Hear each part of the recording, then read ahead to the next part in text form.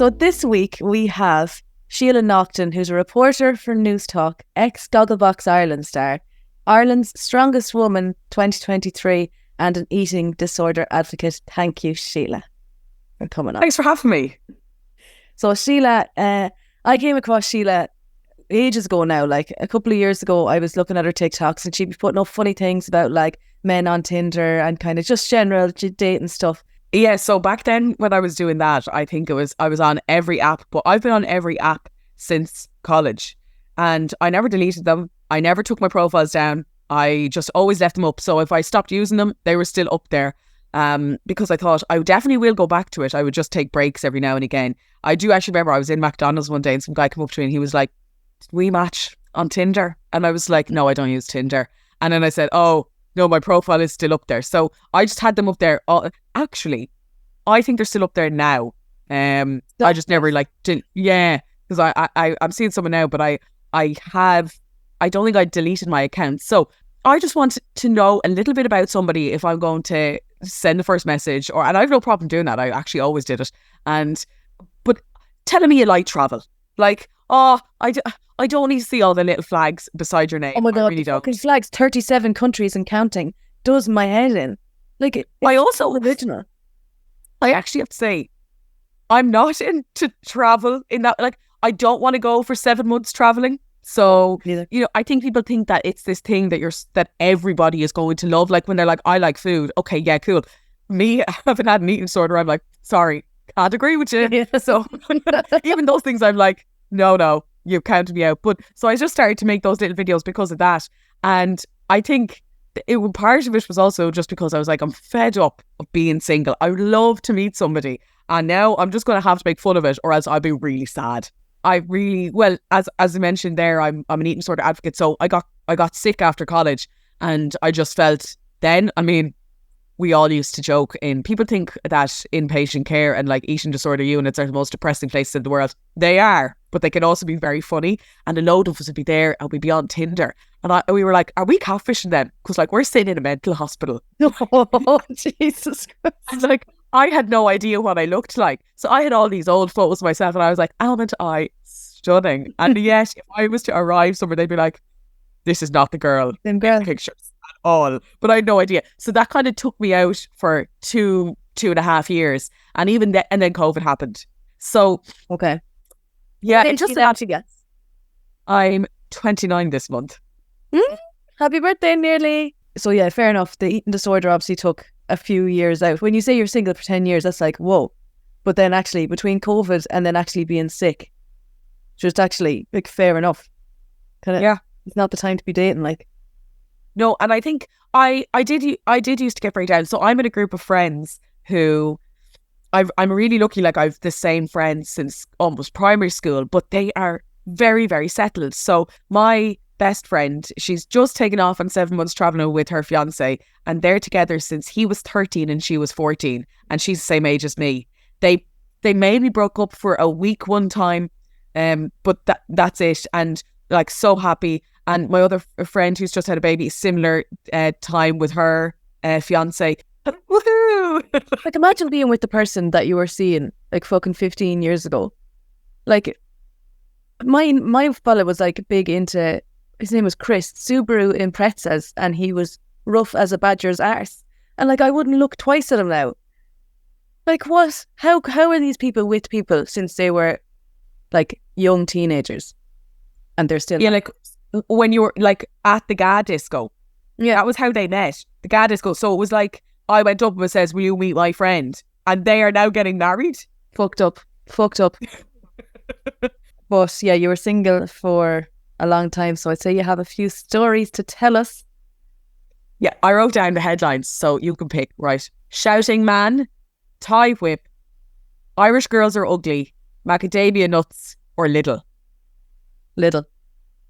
Okay, this is actually probably the most boring one, but... go back to tie whip. Okay, so I arranged to go on a date with this guy. I was after work, it was about 8 o'clock in the evening. We were literally going to go to the hotel that was just beside me for tea and said, okay, that's grand. And I went over and this fella arrives. There he is. And this fella arrives and he is in a full suit. Like, I mean, the little, I don't know what you call the little inside jacket bit and the outside, a full suit and a tie. Like a waistcoat. I was like, oh, yeah. And I was like, wow, he's wearing a lot of clothes. And he walked in, and this hotel is not a fancy hotel. It's like a normal one. And he walked over and I was like, hello. I kind of already knew. I was like, oh, You're old dear. I think this, I was like, don't think this is for me. But I was like, right, a cup of tea won't last that long. And he sat down and I thought to myself, maybe he works somewhere that you have to wear this. And I said, oh, you're very dressed up. Where were you working today? And he was like, oh, nowhere. And I was like, all right. And okay. I was like, and what do you do? And he was like, I like fit machines. And I was like, oh, right, okay. Right. And he said, yeah. And then he opened one of the buttons up, took his tie off, whipped it off and was like, can you put that over there for me? And I was like, yeah. Handed me his tie and I put it beside me. And then he like proceeded to open like the rest of his, like the buttons on the shirt so I could just see all the hair just coming out. And like, he made me follow him on Instagram as well on the spot. He was like, follow me on Instagram there. Follow me. Do you have me on Instagram? And I was like, no, I don't. And he was like, follow me there. Follow. So and now he was like, okay. Oh yeah, I did. And I was like, oh, there's no coverage. But I'll tell you now, this is my favourite one. I tell this one to everyone. Because I just loved it. I don't remember this man's name. This is Shouting Man. So this was during COVID actually, and you were allowed to meet outside. And so I matched with this guy on Tinder. I went and met him in Dunleary in a park somewhere. Now I don't know that side of Dublin or anything like that, so I wasn't really sure where I was going. Park was actually gorgeous. I would love to go back there on my own. So I met him, and when he walked up to me, he had significantly grown his hair from his pictures. Now, if you like long hair, that's fine. It's not really my thing. And when I say long, it was also in that in-between phase where it wasn't like these guys who have beautiful long hair, or it was a flop. And so as he approached me, was swiping it over like the Justin Bieber type thing. And I thought, oh, he looks a bit different, but it's okay. So he greeted me and he was like, hey, hoi, how are you? And I was like, oh, okay. This is cool. We arrived at this park and there was a coffee place. And first he turned to me and was like, you're going to have to go in and get the coffees because I don't have a mask. And I was like, that's fine. No problem. And he sent me in. And I think this isn't a big deal, but his order was complicated. Do you know where he was like, I want a cappuccino, but with such and such. And I thought, sure, or I get an Americano. Mine's very easy. No milk, no nothing. If yours going to be that complicated, bring a mask. But anyway, I went in, got the coffees, came back out, and we were sitting down on this, and he was so distracted by everything that was going on around us. And he kept commenting on it. And eventually, while we were sitting there, this child went missing. And this parent was running around and was like, can anybody see my son? Can anybody see my son? Where is he? Where is he? And he was freaking out. And I just looked and I thought, oh God, that's awful. And I turned around and there was a child behind us with a big stick. And I said, oh, is that him? And he was like, yeah. And your man was hissing himself laughing. I was like, stop laughing. And I said, just hold it for a sec till the parent has got the child. And next thing, another family walked by with their child and he whips around and goes, hey, better be careful. Kids are going missing all over the place here. It's like, shh. I just couldn't believe that he had said this. And I thought, are you going to rob the child? Is that? I said, because that's what that sounds like. That's what that looks like. You look like a fucking weirdo. Yeah. He was like, parents, I'm not joking. They didn't even smirk. This was not a joke, a smile out of them. They kept walking. And I thought, okay. And then he shouted something else at somebody else at one point. He knew somebody and he was like, hey man. And I was like, can I stop? Please stop shouting. And that was okay. And then he started telling me about his dog. And it was one of these, I don't know what breed they are, but they're really, really hairy. Like they have lots of fur, really fluffy. And a kind of a big dog. I want like a Bernese or something like that.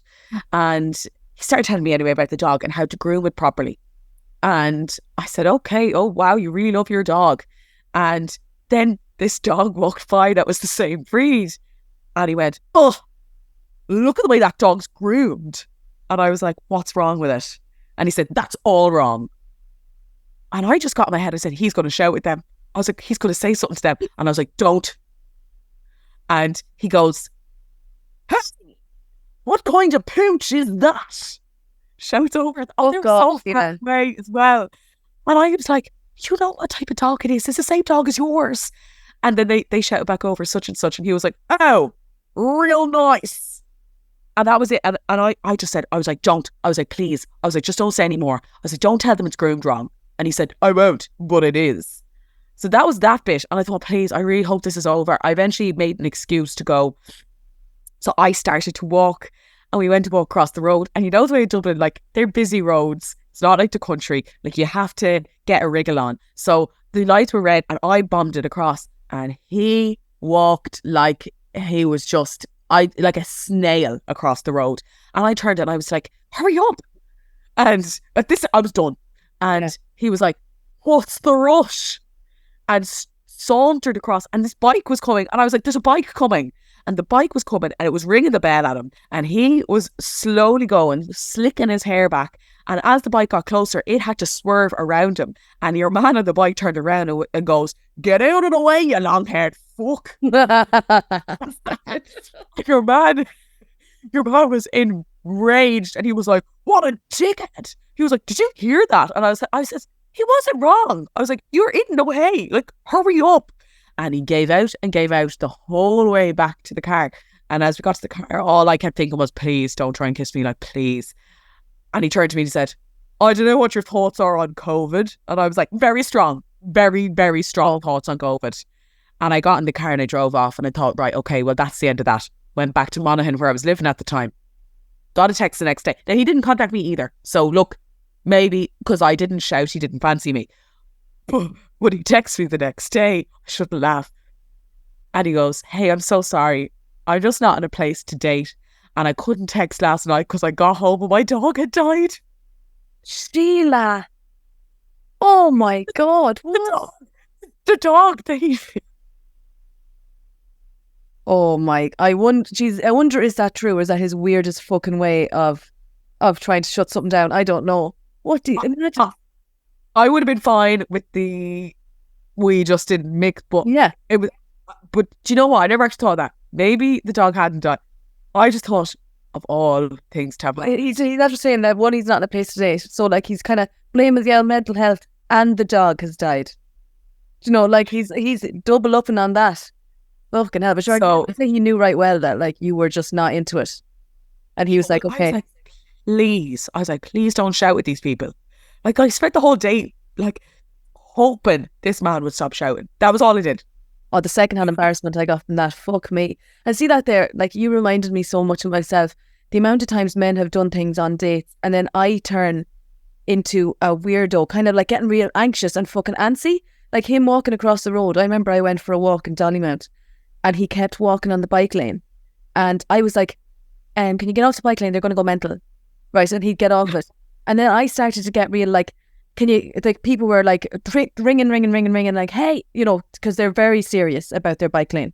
And again, I say for the third time, I was like, can you get off the bike lane? Like, you know, then I was like, oh my God, you need to relax. Yeah. If he wants to get run down, let him get run down.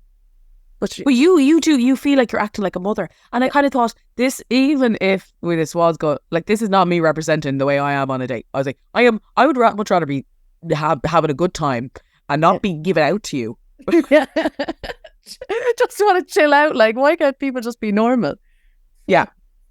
So that was that one. Yeah. Would you have travelled a bit for your dates? So you went from Monaghan to Dunleary.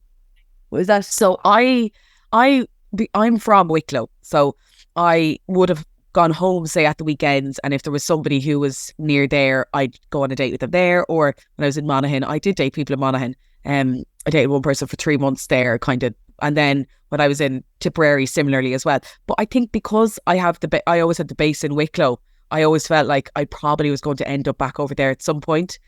Obviously now I've met somebody from Cork, which totally flies in the face of all of my plans. But I think I was always of the impression, you know, when girls will say, oh, he says I'm too far away. And I'm like, nah. If you really wanted to, that'd work. Or you'd make the effort. Now, maybe the north to Kerry is too far, but there are certain distances that you can travel. So I never wanted it to get in my way. But if a guy said to me, oh, you're up in Monaghan during the week, no, that doesn't suit me, then I'm like, okay, let's not waste time. Yeah. Like for a relationship though, I'd be willing to travel. Like I understand if people are on Tinder just looking for a ride around the corner, then they'd be like, obviously that's too far away. But yeah, sure, if I'm looking to meet the love of my life, I'll drive a few hours. Oh yeah. And like I every week, like not to be soppy, and I hope he doesn't bloody listen to this, but the best part of my week has been like, oh, I get to go down to Cork now. Like I look forward to it. It doesn't feel like if you're travelling somewhere that because you want to go and meet somebody, like it's not a hassle. It shouldn't be. Before we move on to any other topics, I need to tell you do you ever listen to Vogue and Joanna? They talk about being all worldy. No, I don't listen to any podcast. Okay. They talk about being worldly, and that's basically where you go and sow your oats or whatever, and go all around the place and meet all these amazing men. Well, when I was in where was I? Madrid. Me and my friend went on holiday. This is another one you don't want the parents to hear, but anyway. I was over in Madrid and we went on a night out, and this is a night where, so I don't drink anymore, but I did at the time. And during this night, I somehow lost my phone, was found crawling on the floor of a nightclub in Madrid by the bouncer, had to tell him that I had just fallen over, that I was actually fine. And then I'd lost my phone. I told him I had a pink phone. He had me look for it. I never have had a pink phone in my life. One of these nights. Yeah. And we met these two guys and I started to fight with his friend. Like full on I don't even know what we were arguing over. My friend was said the two of them just stood there in complete silence while we fought. And then his friend, somehow, we ended up leaving the club together. And we were walking along and I said, oh, do you want to come back just to my hostel? And he was like, no. He worked in Westminster, or so he said. And he said, oh, no, I'll book us a room. And I was like, sure. I was like, I mean, I've just offered you for free in a hostel. I was like, you go ahead. I walked into this hotel and it was stunning in the middle of Madrid. Like there was like marble and granite everywhere. This was beautiful. I felt such imposter syndrome. I thought I should not be here. And I walked up and he was like, you just wait there. I'll just go speak to the lady. And I was like, okay. And he like walked up and I overheard her say, that's $450 for the night then. Whoa. And I was just sitting there kind of going, oh my God, no. I was like, we need to get out of here. We need to leave. Because he just paid for it. It's his booking. Yeah. I just thought, oh my God, that's not, I didn't hear that right. And he came and he was like, okay, that's sorted. And I was like, grand. And so we went up to the room. This room was beautiful, like a full glass panel shower. Again, this black marble on everything. I thought it was just stunning. And I said, okay, we know what's going to happen now. We fell asleep. So, and even if we hadn't, he wasn't going to be able to do it anyway. So, yeah. So we fell asleep. Had the best sleep of that entire trip in this beautiful bed. I woke up the next morning and I kind of looked and I thought, okay, he's still asleep. I don't really want to be here when he wakes up. So I went around the room and I had a shower in the really nice shower. And then I found the mini bar and I thought, oh, my friend is probably going to be, it was 1 o'clock in the day at this stage and I had lost my phone. So nobody knew where I was. And I thought, oh, she's probably going to be really sad or angry at me for not turning up or not contacting her. So I'll bring her a present. So I started to just raid the little mini fridge and I was like, I'm pretty sure this is paid for. But actually someone told me after, it was probably his card and charged after. But they were all these things in glass jars So I ended up, this is why this is called macadamia nuts. There was chocolate covered macadamia nuts, and I was like, that's a really good present. So I started getting all the glass and just shoving it down my dress and shoving it into anywhere that I could hold it. And I was like, right, I'm going to leave all this stuff now. And I remember I like clitter clattered out of the hotel. And I arrived back to the hostel. My friend sits up. She was still in bed. She was like, I was going to ring missing persons at 3:00. And I was like, well, I'm here. And I was like, would you like some chocolate covered macadamia nuts? And she was like, oh yeah, brilliant. Also, I should say, he did slightly open his eyes like as I was leaving, and I slapped him on the side of the arm and said, it's been real, and walked out. And then I was like, it's okay, I'll never see him again. The next day we were walking down the street, and I turned to her and I said, won't believe who we're walking up towards here. And he was like, him and his friend who I'd fought with were like coming down. I was like, we're going to see how this plays out. Totally ignored each other, didn't even look at me.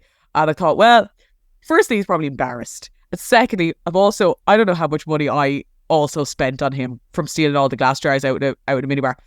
But then I also kept the key card for the hotel so that I could look it up after. And it is like a 5-star hotel in the middle of Madrid. So, oh my God. Sorry, from this fella's perspective, he paid €450 to stay in a hotel, didn't get the ride.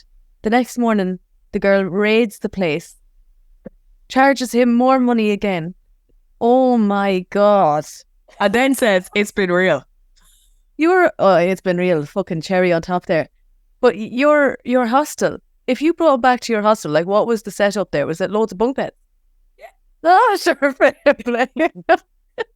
Oh, God, love him. Oh, I was like, that's great. Like, that's what I was happy to do. You know, at the time, still college, you know, still drinking. Everything seemed like a great idea. So I didn't really care. No, fair enough. No, I didn't realise you were in college. Really, he did that to himself. It's going to happen in 2023 for all I knew. It was. Yeah, no. And when I say to people, I don't drink now, but that's not why. When did you stop drinking? I stopped drinking when I was 22. Oh, fuck. So, did you? Yeah, so what am I? Yeah, 29 now. Like, I really don't miss it. I'm naturally outgoing. So, you know, obviously there's people who are introverts and have to put it on, and it takes an awful lot out of them when they go out somewhere. But it doesn't suit me either, in that I stopped because I stopped accidentally. I stopped when I was sick. I just thought, well, if I'm this thin, I'm probably going to drink one and then be on the floor, which was happening. So I just thought I'll stop temporarily and then I'll come straight back to it when I'm better. And then I realised I actually don't like the taste of any of it. So that was why I stopped. But also, you mentioned at the start, like, I do strong woman. I train a lot, and I can't even deal with tiredness. If I'm tired, I can hardly lift what I need to lift. So it just doesn't suit me. It's not to say other people shouldn't do it, but it just doesn't suit, like. Fair. And all your dates then would have been non-drinking dates. So that's the thing I have to tell people when they're like, do you want to go for a drink? I'm like, I find other people are uncomfortable. I don't care if I go and I have a sparkling water and you have a pint. I really don't mind, but it's them who would feel uncomfortable often. I wouldn't, if somebody was a sober person, I wouldn't say like, yeah, okay, you can get a non-alcoholic and I'll get an alcoholic drink, because I would actually feel like an alcoholic then, like, as in, what's wrong with you that you can't just have a sober date? So then we would do something sober. But one time me and this fella went to PMax, and when he got there, like, he asked me, like, what do you want to do? I was like, will we go for a few drinks? And he was like, yeah, like, pub, whatever, where will we go? And then we decided on PMax. So this was all perfect. Not once did he mention that he didn't drink. So we got to PMax, went in, and we were talking about what to get. And I was getting a pint of Moretti. I think that was Moretti, pepperoni. And then he was like, I don't drink. So then I had already ordered, or like decided that I was going to get that. Anyway, I drank 4 pints. I was absolutely slaughtered. They're heavy pints, and he was sober as a judge. See, I think you need to tell someone for that reason of like, oh, she's not going to be drinking, so she's obviously comfortable that way. Okay, I guess maybe we'll either plan a different date that's not the pub, or, you know, I'll have a Coke. And actually, often I have had lads who, and I always tell them beforehand, just because it's the same as the eating disorder thing. If we're going out for food, I'm like, just so you know, I'm like, I'm not uncomfortable about this. If you go on any of my social media, I talk about it all the time. I have an eating disorder, so I find it hard to go to certain places. So can you send me the menu? And also, are you okay with me when the waitress comes being like, hi, I want nothing on your menu. Here's what I want. And so I'm like, that's normal to me. I'm like, But how do you feel about that? So do you just eat like a lot of like plain food? What would you be asking? Yeah. So I think it's that I might eat something more adventurous at home, but I have control over it. And I am aware that that's still probably a bit disordered, but I find it hard to trust somebody else. That's part of my disorder, of somebody else giving me food. I find that really, really hard to let that go. Even my parents cooking for me, I'll be like, what's in that? So I'm really aware that that's where I'm at in my, in my recovery. But yeah, if I go out, I can't go, say, to an Indian. Because there's too many sauces, there's too many things I can't identify. Same with anywhere that does kind of very ethnic food. I find that overwhelming, and not that I wouldn't like it, but I might find it overwhelming. So if all there has to be on a menu is one salad, and then I will get that and make adjustments to it. Now, just so I don't just eat salads all the time, but when I go out, to calculate. Yes, it's easiest to go, okay, most of the stuff in this is okay, and I can ask for it in this way. That's fine. So yeah. Okay. So like, obviously you have like a big following on social media. The people that you would have met, or the fellas or whatever, would a lot of them have said, I know you from online? The odd person on Tinder would say, I liked you on Gogglebox, or I saw you on Gogglebox. Or the one that really annoyed me, how'd you get on that show you were on? And I'd be like, is that your opening line? Oh, you know what? I used to just write back and be like, apply. I like, F off. So for those ones, I was kind of thought that, okay, you're only talking to me because you actually just want to know a little bit about the show. But what I more find, I don't know, do you get this? But when you are open or about being single online, it's more the messages you get there that everyone assumes then that you should date them. Yeah. And the fact that that like, if I put up a joke saying, oh, the only single one at the wedding again or something, someone say, well, I've asked you out 3 times. They're weird. Okay. But, maybe I don't want to go out with you. Like, I don't date every single person who messages. I also get there's a lot of married men out there who will write on Instagram. I'm sure that's no surprise to anybody, but that always still gets me when I go onto their page and see that they have a lovely family. And I think I sometimes wonder, is it because what I write about, which is mental health, I am nice to people. if someone writes to me, I very rarely, I won't write back. Even if it's, something someone else could say, you could ignore that. I will write back. And obviously that can be interpreted in a way that you're just being very nice to somebody. They might see it as in a different way than it was intended. So I will always be nice back. But then that sees you get very unusual messages from people who you think, oh, well, you have a life there. Let's, And I similarly, my sister always said, oh, she was like, big red flag if somebody is following all your content, says you're inspiring, and then asks you out, what, do they want a sick girl? Now, that was when I was very sick. Like, I'm obviously far better now, and I'm fine. But when I was sick and someone would write that, she'd be like, oh, no, stay away. She'd be like, something wrong with that. It is a bit weird. Like, yeah, inspiring. Like, say to you, you're going through it, but stay strong. And then ask you out, a bit manipulative or something. I often found that of, you're so amazing. You're an inspiration to women. And I'm kind of like, firstly, that makes me cringe. And then secondly, to be like, love to take you for a coffee sometime. I'm like, oh, don't try and... It's a weird compliment. It is a weird. Yeah. The only other things that I would ever get is like that if I'm on a date and someone says, a reporter, I better be quiet about what I say then. I'm like, oh. I'm like, so funny. Also, I love that you think you're headline news. I love that. Oh, yeah. What do you think you're going to be fucking saying about him? Like, or like sometimes they'll go, are you one of these radio people that's going to talk about this date on the air? And I'm like, in the middle of talking about the Israel war. No. Funnily enough. Oh, what's stuff. I do have one man. It's so funny. He's obsessed with my hair, and he on everything will be like, oh, hair not nice in this one. And I'm like, what? And then he will be like, wow, sexy hair. And then he wrote to me in a direct message one day. It was like, Sheila, latest video, hair back to being beautiful. Stay this way. And I'm like, Oh my. I'm pretty sure my hair is the same every single time I'm in a video, but sure. Message. Say I'll chop off a bit for you there. €500. Sell it to him. Yeah. Not for free. You should start putting it up in a bandana now going forward. You're like, not for you. Oh, no. Wouldn't like that. He wants it down natural by my face. The way you're saying it, I can only imagine how he's typing it. Oh, yeah. Like, none of the right. Now you are beautiful. I'm like, okay. Is he a pure farmer? Is he a culture? Big culture? Don't know. I don't follow him, so I can't actually see his page. But yeah, I also hate that when he's like down natural. I'm like, I have curly hair, so this is straightened out to bits. Yeah, I'm sorry. Matter killing it here with all this straightening, but whatever. Yeah, it's tough going on the internet. Fuck's sake, especially when you have your face out. Like, yeah, you can hide behind my orange. Well, I sometimes think the best thing ever, because like that, if you didn't have your face covered, you would get the, not that it's true, but sure, it's date 50 because this is wrong with you, or you look like this. You could literally be Miss Universe, and they would be like, well, something.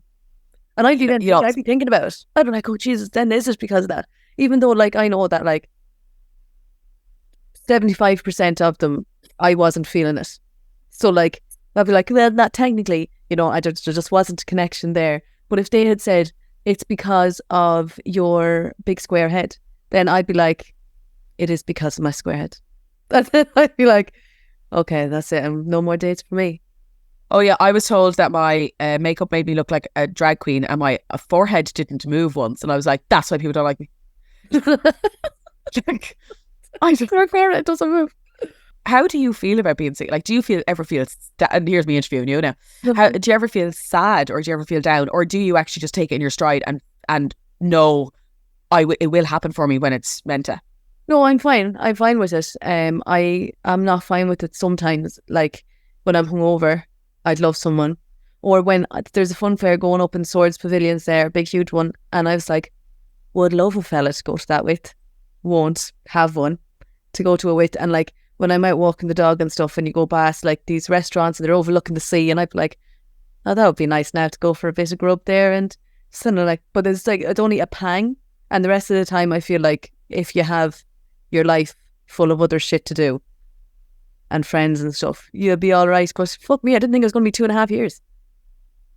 Oh, is that? Yeah. I think a lot of I always had it in my head.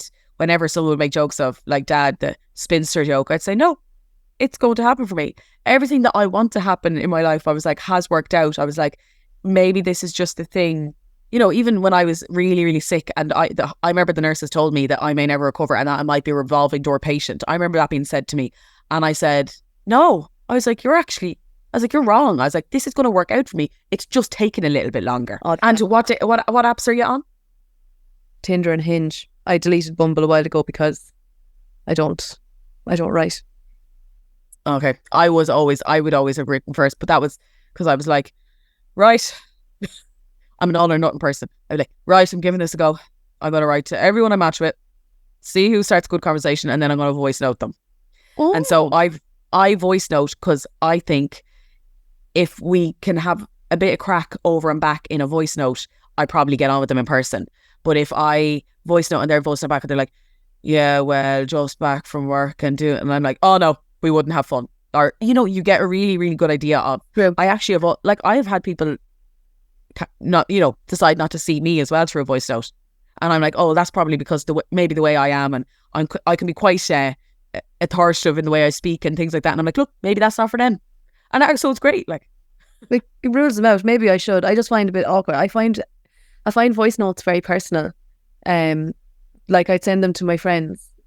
I listen back to them and I'm like, ugh, but yeah, I know. But the other side of it was that if I had voice noted some of these men beforehand, I probably wouldn't have ended up going on so many dates. That's it. Yeah. It's just kind of a way. I would say it saves your makeup. True. Saves some fake eyelashes. Not that you have to worry about that because you're getting yours done, but I'm going through fake eyelash strips here. This guy's just a dose. I don't even think this is funny. I was in my first year of college and I was on a night out and met this lad who I thought was just so handsome.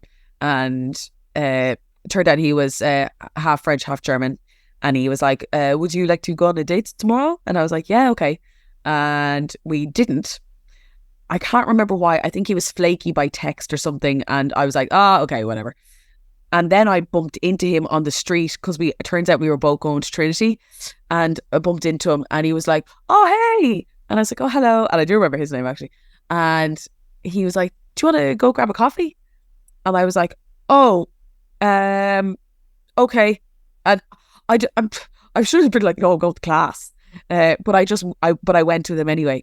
And he was so insulting.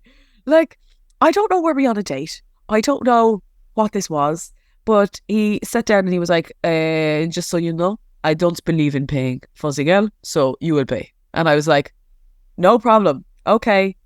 And the highlights were him being like, there was a girl in my class and, she's so ugly. And I was like, and also he was like, Irish boys, I'm going to stop doing the accent now because it's going to get racist.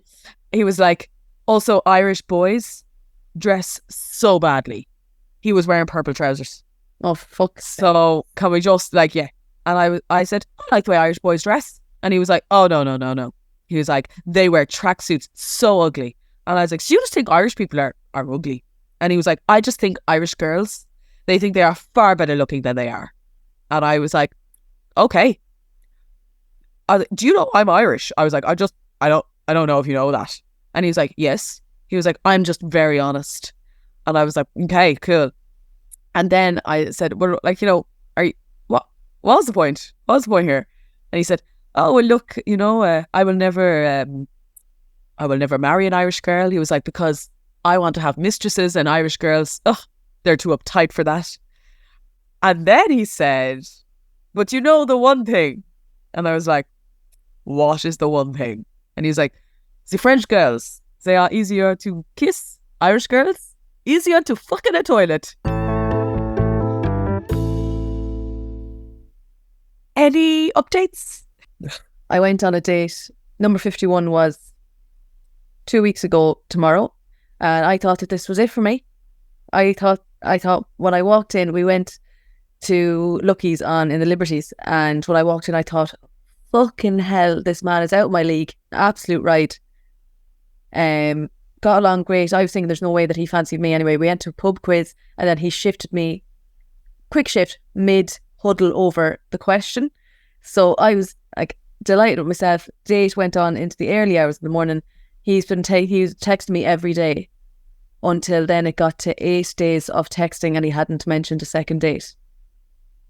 And so I said, let me get the text for you. Oh, this is like we sad. All the texting would lead somebody to believe that you wanted to see them again. However, there hasn't been a peep about a second date whatsoever. ? Bit mad like. He said, I was flat out today, had to work through lunch, just finishing up now. I am enjoying texting and chatting with you. Just last weekend was busy, and this weekend my friend Luke and his wife and 2 kids are visiting from Manchester this weekend. So I'm not even sure how this weekend is looking either. I'm sorry if it's annoying you, just that my schedule gets a little hectic sometimes. I said, yeah, I'm busy myself, Sean, but people make time if they want to. Anyway, pen pals isn't really my jam. I'll leave it there. Cheers for the first date. It was good crack. All the best. And he said, sorry, I was in the gym when you messaged. I understand where you're coming from and I'm sorry if I can't give you what you're looking for right now. I did enjoy chatting, but I understand that it's not for everyone. I also enjoyed the date too. Maybe if the timing was better on my side, things would have been different. Sorry again. You know what's so annoying about that is that you had to initiate we're not going to see each other. Why text for 8 days rather than go, hey, so my friend's coming over from the UK this weekend and such is happening. So just so you know, I'd love to go out with you again, but I actually won't be able to for the next week. Exactly. Or I'm actually really busy, so look, the time is not right. Why? Fucking wasting my time. Every day I was confused. And like when I know that when I'm confused, when anybody's confused, it means like they're not really that into you. Otherwise they would have made their intentions clear. So I was confused, but I thought this man was so great. I was like, just give it another day, see if he brings it up. But I was like, why is he fucking texting me? And then my ma's like, you're too entertaining through text message. You are keeping these men warm with your text messages at night. You need to cut it out. In my day, there wasn't any texting. You just met up and then you met up again. I was like, okay, calm down.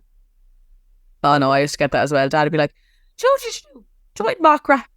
Sean. Yeah. And I says, Dad, just because you met Mam through Mockra doesn't mean we all meet people through Mockra. I would like, join Mockra. Or you go, nobody in those drama groups you're in. And I'm like, they're all married or 12. So have you got any fucking tips for you were 10 years doing it and now you seem to be happy out?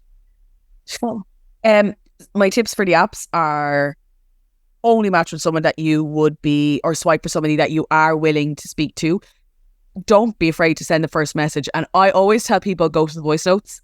So as quick as you can, I'm like, whether you just like maybe just go onto Instagram, because TikTok, I don't think you can send a voice note, but I think you can on Hinge. But I'm like, just send a voice note, suss it out, see what they're like. If there's something about the way that they go on, talk, the stuff that they talk about, because what happens with voice notes is people go into a train of thought and you can kind of go, would I find this engaging on a date or not? That gets rid of dates you don't want to do.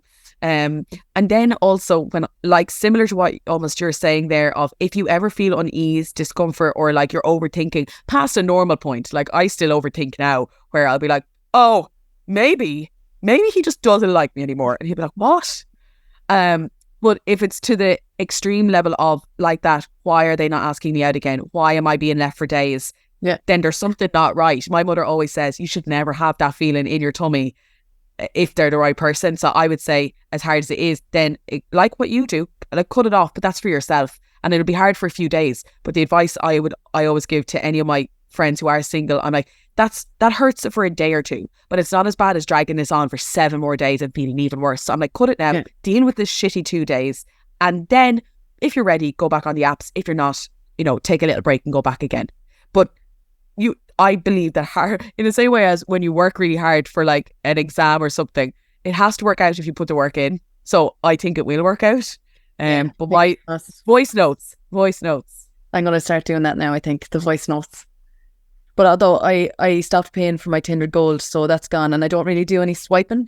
So that'll just peter out, and I might just delete Hinge for a while until Christmas. It's the fucking Christmas. What do they call this season now when people are all... Oh, it's like humping season. Yeah, not that. Is it? Oh my God. Cuffing season. Cuffing. Look, I want somebody for cuffing season. Fuck's sake. Sheila, give us a little, your @ on Instagram and TikTok there so people can follow you. Yeah, so I'm literally just Sheila Naughton, Sheala, and then Naughton is spelled like Naughton, Naughton. On both, you'll find me. Very good. Okay, thanks a million. Thanks for all the tales. Bye.